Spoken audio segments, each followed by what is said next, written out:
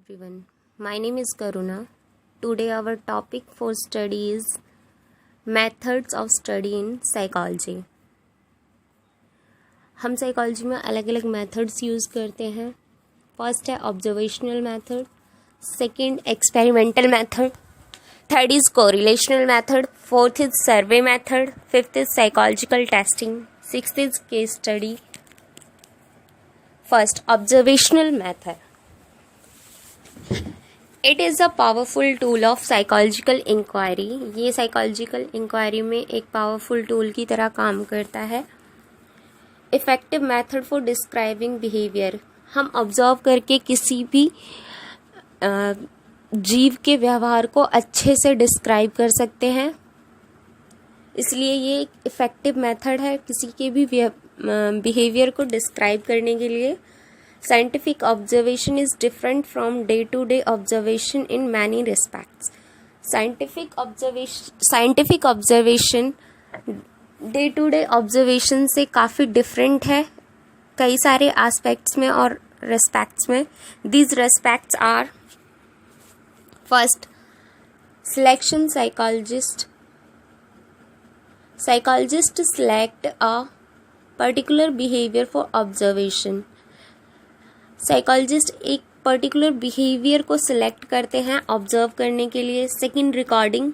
While observing psychologist record the specific behaviour through different means like taking notes, photographs and video recordings.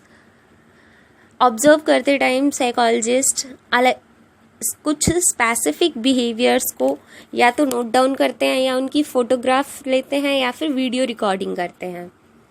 Analysis of data. After the observation have been made, psychologists analyze whatever they have recorded with a view to drive some meaning out of it.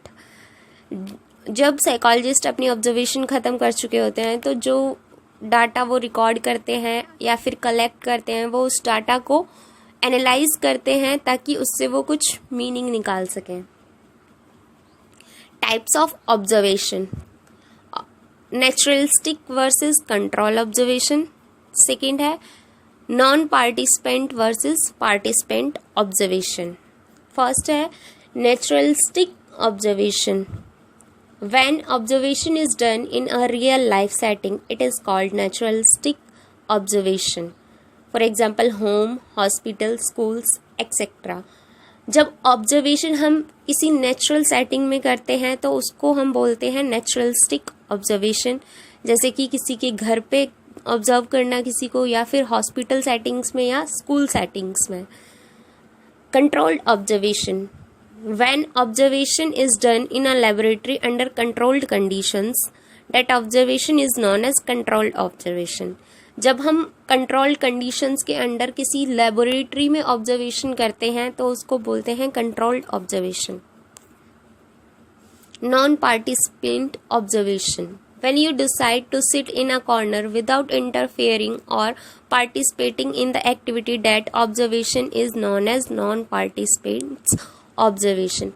जब हम किसी चीज़ को सिर्फ दूर से बैठ के देख रहे हैं और ऑब्जर्व कर रहे हैं बजाय किसी के कोई इंटरफेयर किए हुए, उस टाइम पे उस ऑब्जर्वेशन को कहेंगे नॉन पार्टिसिपेटरी. जब ऑब्जर्वर खुद उस ऑब्जर्वेशन का पार्ट ना हो के सिर्फ ऑब्जर्व कर रहा है, उस टाइम जो ऑब्जर्वेशन होगी वो होगी non participatory observation. Participant observation.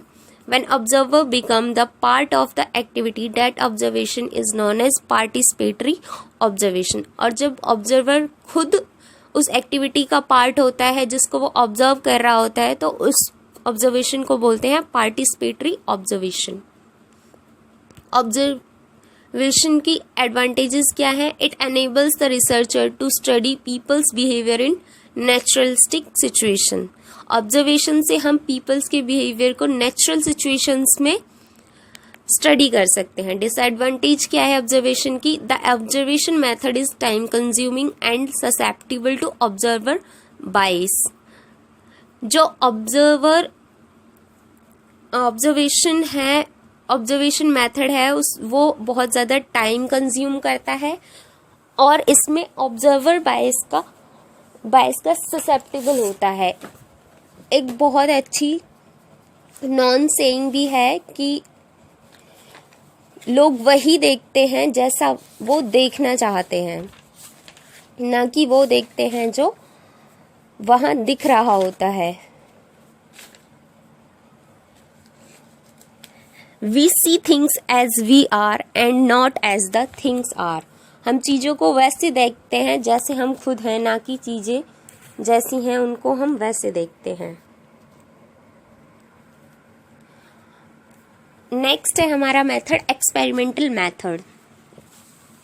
Experiments are conducted in to establish cause-effect relationship between two variable or events in controlled settings. Experiments को कंट्रोल सेटिंग्स में किया जाता है किन्हीं भी दो वेरिएबल्स के बीच में कॉज और इफेक्ट रिलेशनशिप को इस्टेब्लिश करने के लिए। In this procedure we carefully change one factor and see the effect of that change on other factor. इस प्रोसीजर में हम बेसिकली एक फैक्टर को चेंज करते हैं और उस चेंज का प्रभाव हम दूसरे फैक्टर के ऊपर नोटिस करते हैं। Variable is a measurable characteristic that varies. Variable एक मेजरेबल कैरेक्टरिस्टिक है जिसको हम मेजर कर सकते हैं और जो वेरी करती रहती है। It may change from group to group, जो कि चेंज होती है ग्रुप से एक ग्रुप से दूसरे ग्रुप में जब हम जाते हैं, पर्सन टू पर्सन एक पर्सन से दूसरे पर्सन में, even with in one person over a time, और ये सिंगल पर्सन में भी चेंज हो सकती है थोड़े टाइम के बाद। Types of variable, there are different type of variable. First, independent variable. Researchers has control over such variable. इन variables का researchers के कंट्रोल रिसर्चर्स के हाथों में होता है। ये इसमें चेंजेस करते हैं और जिसका असर डिपेंडेंट वेरिएबल पे पड़ता है। Dependent variable show the effect of manipulating independent variable. Dependent variable show करते हैं इफेक्ट जब हम मैनिपुलेट करते हैं इंडिपेंडेंट वेरिएबल को। इंटरवेनिंग वेरिएबल नॉट ऑब्जर्वेबल, ये वो वेरिएबल होते हैं जिनको हम ऑब्जर्व नहीं कर सकते, जैसे कि noise, temperature etcetera. Control variable must be held constant. Control variables को हम हमेशा कांस्टेंट करके रखते हैं, उनमें कोई चेंजेस नहीं करते। Experimental group, a group in which members of the group are exposed to independent variable manipulation. ये एक ऐसा ग्रुप होता है एक्सपेरिमेंटल ग्रुप जिसमें हम इंडिपेंडेंट वेरिएबल में जो चेंजेस करते हैं वो शोन होते हैं एक्सपेरिमेंटल ग्रुप में। Controlled group is a comparison group that is treated in every way like the experimental group except that the manipulating variable is absent in it. Control group जो है वो एक कंपैरिजन ग्रुप होता है जिसमें independent variable में जो manipulations होते हैं वो हम कंट्रोल ग्रुप में नहीं करते हैं, ताकि हम चेंजेस को स्टडी कर सकें जो एक्सपेरिमेंटल ग्रुप में हो रहे हैं और कंट्रोल ग्रुप में नहीं हो रहे हैं। नेक्स्ट हमारी रिसर्च है कोरिलेशनल रिसर्च और method correlational method. The relationship between two variable is known as correlation. किन्हीं भी दो वेरिएबल्स के बीच का रिलेशन कहलाता है correlation. The correlation research involve looking at relationship between two variables. Correlational research में हम दो वेरिएबल्स के बीच में जो रिलेशनशिप होती है उसको स्टडी करते हैं। Types of correlation, correlation 3 types का होता है, positive, negative and zero correlation. Positive correlation when both variables goes in one direction, जब दोनों जो वेरिएबल है वो एक ही डायरेक्शन में जाएंगे। लाइक एक वेरिएबल को अगर हम बढ़ाएंगे तो दूसरा वेरिएबल उसके साथ साथ अपने आप बढ़ जाएगा, एक को घटाएंगे दूसरा अपने आप बढ़ जाएगा, तो ऐसी कंडीशन को बोलते हैं positive correlation. Negative correlation when variables goes in opposite direction, जब वेरिएबल्स अलग अलग डायरेक्शन में जाते हैं। फॉर एग्जाम्पल, अगर हमने एक वेरिएबल को बढ़ाया तो दूसरा वेरिएबल अपने आप कम हो गया, या दूसरे को बढ़ाया तो पहले वाला अपने आप कम हो गया। ऐसे रिलेशन को कहते हैं नेगेटिव कोरिलेशन। नेक्स्ट है हमारा zero correlation, when there is no relationship between both the variable. Zero correlation में क्या होता है, दोनों जो वेरिएबल है उनमें आपस में कोई रिलेशन ही नहीं होता, इसलिए जीरो कोरिलेशन। नेक्स्ट हमारा मेथड है survey research. Survey research is defined as the process of conducting research using surveys that are sent to survey respondents. Survey research में हम जो हमारे सर्वे के जो पेपर्स होते हैं उनको सर्वे रिस्पोंडेंट्स के पास भेजते हैं थ्रू सर्वे मेथड्स। इसके लिए हम डिफरेंट टेक्निक्स यूज करते हैं। Different techniques use to do survey research are first personal interview, second questionnaires, third telephonic survey. Personal interview, an interview is a purposeful activity conducted to drive factual information। Interview एक purposeful activity होती है जो कि drive होती है factual informations को निकालने के लिए, ओपिनियंस को निकालने के लिए, एटीट्यूड्स को, और reason for a particular behaviour from the respondents, और रिस्पोंडेंट्स से उनके एक पर्टिकुलर बिहेवियर का रीजन जानने के लिए। It is generally conducted face to face but sometime it can be conducted on phone. Generally interviews जो होते हैं वो फेस टू फेस होते हैं, बट कभी कभी ये हम फोन पर भी कर सकते हैं। Types of interview, structured interview और नॉन स्ट्रक्चर्ड इंटरव्यू या फिर unstructured interview. Structured interview, in this interview a list of questions is prepared and questions are written in sequence। Structured interview में एक लिस्ट तैयार की जाती है क्वेश्चंस की और उनको एक सीक्वेंस में लिखा जाता है। Interviewer have little or no liberty to change this list of questions. Interviewer को कोई लिबर्टी नहीं होती या बहुत कम लिबर्टी होती है कि वो इन क्वेश्चंस की लिस्ट में कुछ चेंजेस कर सकें। नेक्स्ट है हमारा unstructured interview. In unstructured interview the interviewer has the flexibility to take decision about the questions। Unstructured interview में इंटरव्यूअर के पास फ्लेक्सिबिलिटी होती है कि वो अपनी अकॉर्डिंग डिसीजन करे और कोई भी क्वेश्चन पूछे, and sequence in which questions are to be asked, और वो अपने हिसाब से सीक्वेंस ऑफ क्वेश्चंस भी चेंज कर सकता है। कुछ क्वेश्चंस उसके पास खुद होते हैं और वो कुछ क्वेश्चन जब वो इंटरव्यू ले रहा होता है उस टाइम पे भी कंस्ट्रक्ट कर सकता है अनस्ट्रक्चर्ड इंटरव्यू में। क्वेश्चनायर सर्वे, क्वेश्चनायर्स क्या होते हैं? Questionnaire is the most common, simple and low cost self report method of collecting information. Questionnaire बहुत ज़्यादा कॉमन, आसान और कम कॉस्ट का सेल्फ रिपोर्ट मेथड है जिससे हम डाटा कलेक्ट करते हैं या फिर इंफॉर्मेशन कलेक्ट करते हैं। Can be distributed to a group of person at a time who write down their answers to the question and return the questionnaire to the researcher. Questionnaires को हम group of persons को distribute कर सकते हैं जिसमें वो अपने answer लिख सकते हैं और बाद में रिसर्चर्स को लौटा सकते हैं। Questionnaires can be send through mail also. Questionnaires को हम मेल के थ्रू भी लोगों तक पहुंचा सकते हैं जिससे वो अपने आंसर्स उसमें रिटर्न करके वापस मेल कर सकते हैं। टाइप्स ऑफ क्वेश्चनायर, क्वेश्चनायर जो होते हैं वो दो टाइप्स के होते हैं, ओपन एंडेड क्वेश्चनायर्स और close ended questionnaires. Open ended questionnaires, in this questionnaire respondents are free to write whatever answer he or she consider appropriate।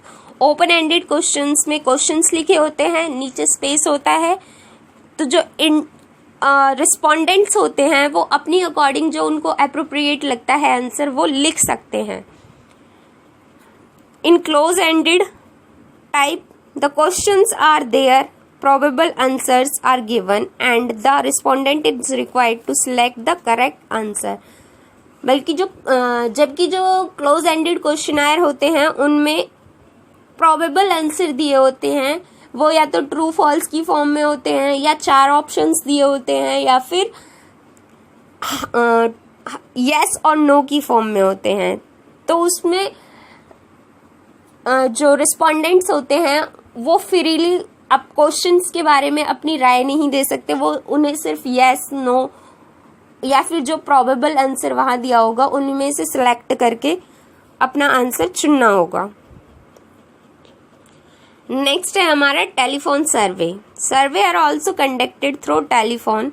आजकल सर्वे जो है वो टेलीफोन्स के थ्रू भी कंडक्ट की जाती हैं. Nowadays you must have seen program asking you to send your views through mobile phone SMS. आजकल आप टीवी पे या फिर इंटरनेट पे बहुत सारे ऐसे प्रोग्राम्स देखते होंगे जिनमें आपके व्यूज पूछे जाते हैं और आपसे कहा जाता है कि आप SMS के थ्रू अपने व्यूज को राइट करके सेंड कर सकते हैं.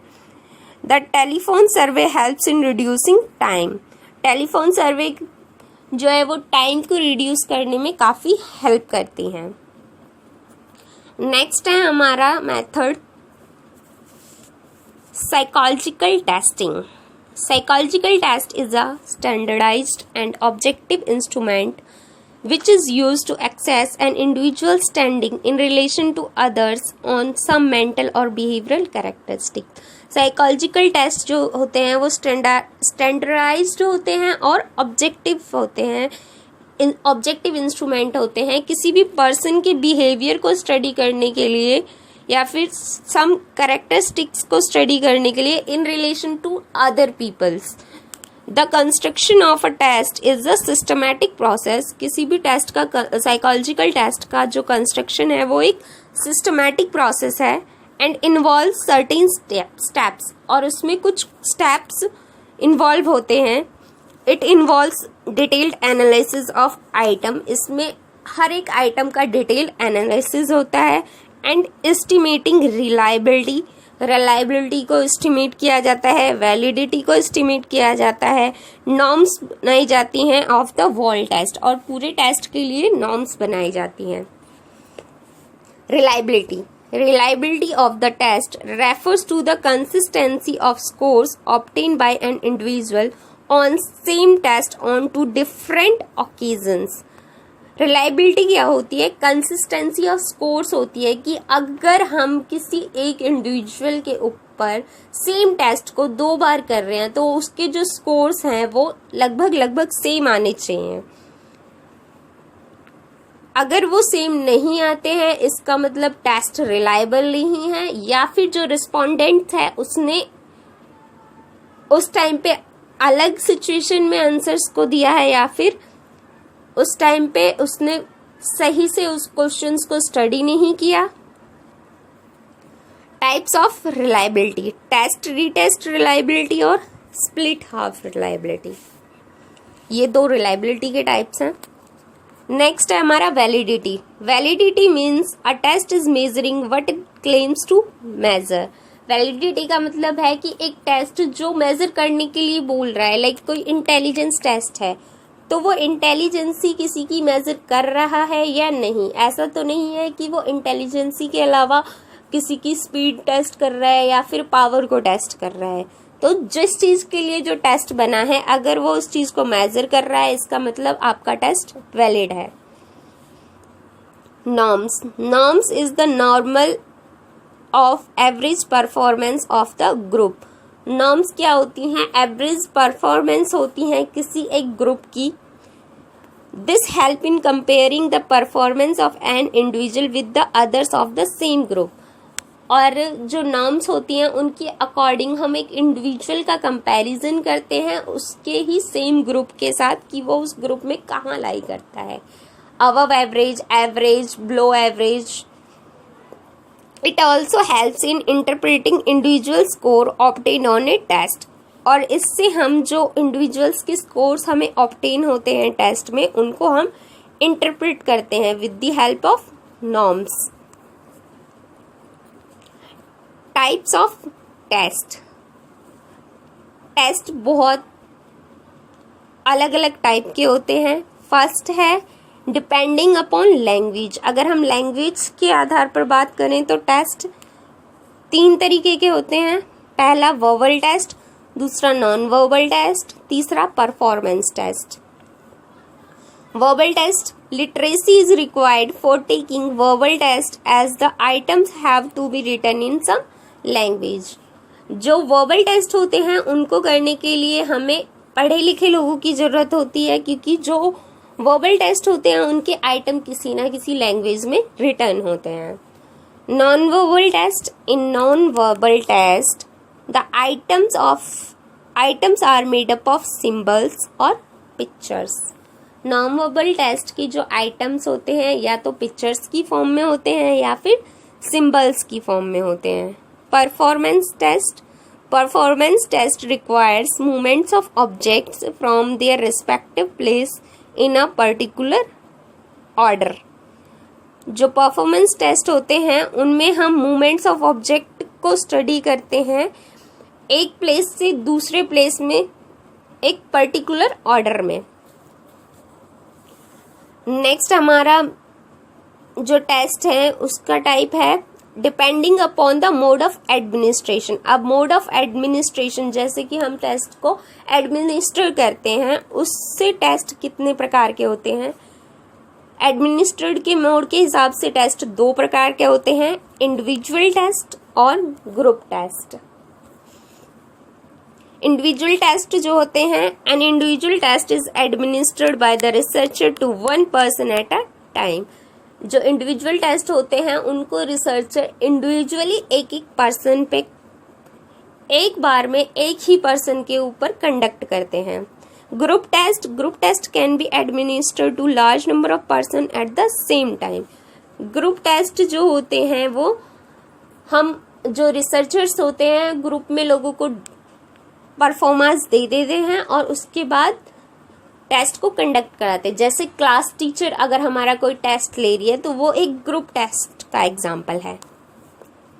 Speed test, in a speed test there is a time limit within which the test taker is required to answer all the items. जो स्पीड टेस्ट होते हैं उसमें एक टाइम लिमिट होती है जिसमें जो रिस्पोंडेंट होता है उसको सारे क्वेश्चंस के आंसर देने होते हैं। In this test all the items are of the same difficulty level. Speed test में जो सारे आइटम्स होते हैं उनका जो डिफिकल्टी लेवल होता है वो सेम होता है। Power test assess the underlying ability of the individual. जो पावर टेस्ट होते हैं वो इंडिविजुअल्स की एबिलिटी को निखारने के लिए यूज होते हैं by allowing them sufficient time, और उसमें उनको सफिशिएंट टाइम दिया जाता है। That is test do not have any time limit. Power test में कोई टाइम लिमिट नहीं होती। In a power test items are arrange in an increasing order of difficulty. और जो पावर टेस्ट होते हैं उनमें जो आइटम्स होते हैं वो इंक्रीजिंग ऑर्डर ऑफ डिफिकल्टी में अरेंज किए जाते हैं। नेक्स्ट मेथड है हमारा case study. In this method in depth study of a particular case is done. इस मेथड में in depth study of a particular case is done. Case study में हम एक पर्टिकुलर केस लेते हैं और उसकी इन डेप्थ स्टडी करते हैं कि किसी पर्सन को कहाँ से कोई प्रॉब्लम स्टार्ट हुई, उस प्रॉब्लम से क्या क्या चीज़ें लिंक हैं और उस प्रॉब्लम का सॉल्यूशन कैसे निकाला जा सकता है। A case study employ multiple method for collecting information.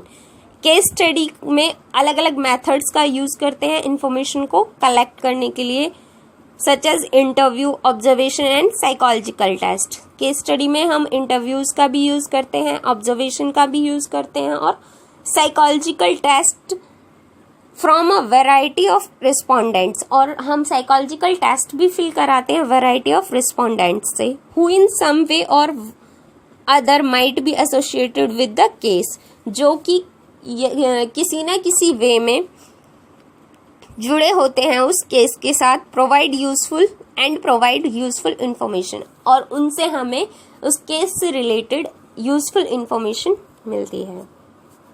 हमारा नेक्स्ट टॉपिक है limitation of psychological inquiry.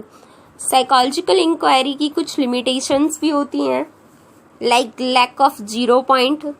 Psychological measurement do not have a 0 point. Psychological जो मेजरमेंट होती हैं उनमें कोई 0 पॉइंट नहीं होता।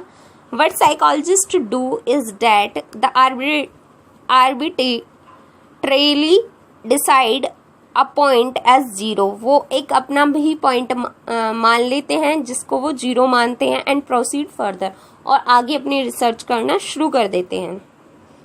As a result, all the scores we get in psychological study are not absolute in nature. इसलिए जो हम साइकोलॉजी में जो स्कोर्स हमें मिलते हैं वो नेचर में एब्सोल्यूट नहीं होते, rather they have relative value, बल्कि उनमें एक रिलेटिव वैल्यू होती है।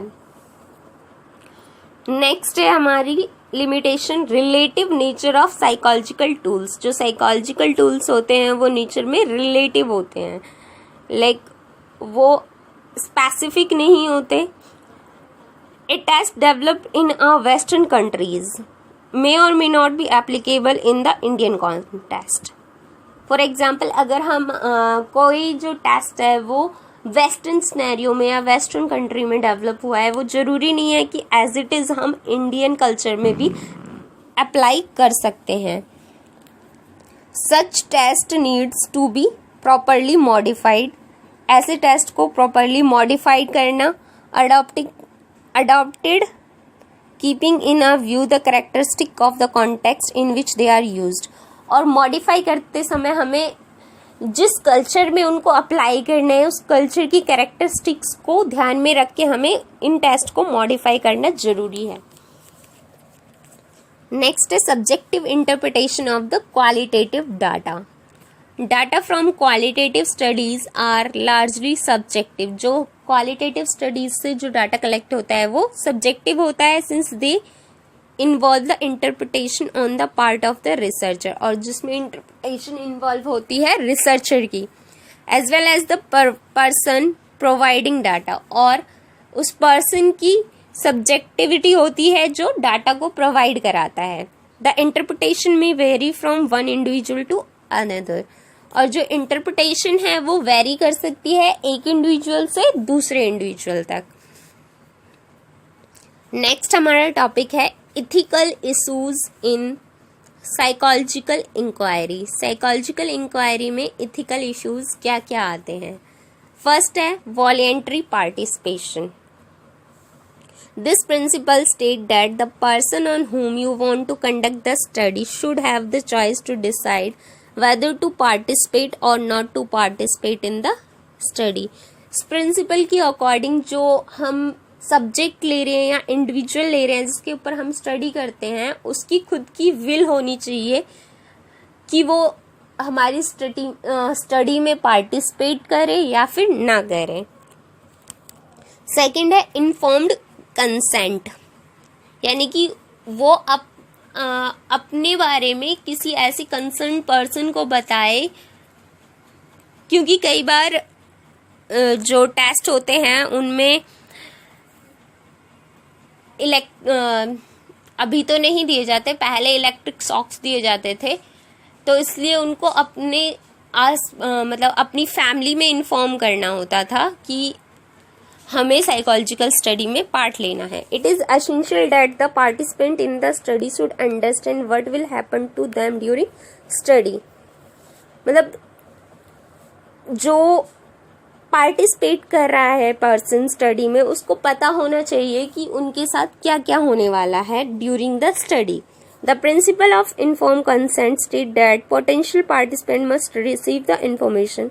जो ये जो प्रिंसिपल है वो कहता है कि जब कोई पर्सन हमारी स्टडी में पार्टिसिपेट कर रहा है तो हमें उसे डाटा कलेक्ट करने से पहले प्रॉपर इन्फॉर्मेशन देनी चाहिए, so that they make an inform decision about participation in study, और जिससे कि वो अपना जो पार्टिसिपेशन है स्टडी में रखने के लिए अपनी फैमिली से कंसल्ट कर पाए। थर्ड है debriefing. Debriefing ensures that participants leave the study in the same physical and mental state as when they entered. Debriefing का मतलब है जैसा पर्सन आया था आपको उसे उसी फॉर्म में, फिजिकल और मेंटल फॉर्म में वापस भेजना है। आपकी स्टडी के दौरान अगर उसमें कुछ फिजिकल या मेंटल चेंजेस होते हैं तो जब आपकी स्टडी खत्म होगी तो आपको उसकी जो फिजिकल और मेंटल चेंजेस हैं उनको रिवर्स करना होता है। Fourth, sharing the result of the study, कि आपका जो स्टडी का रिजल्ट आता है आपको अपने जो जिससे आपने इंडिविजुअल से डाटा कलेक्ट किया है उसको बताना जरूरी है. It is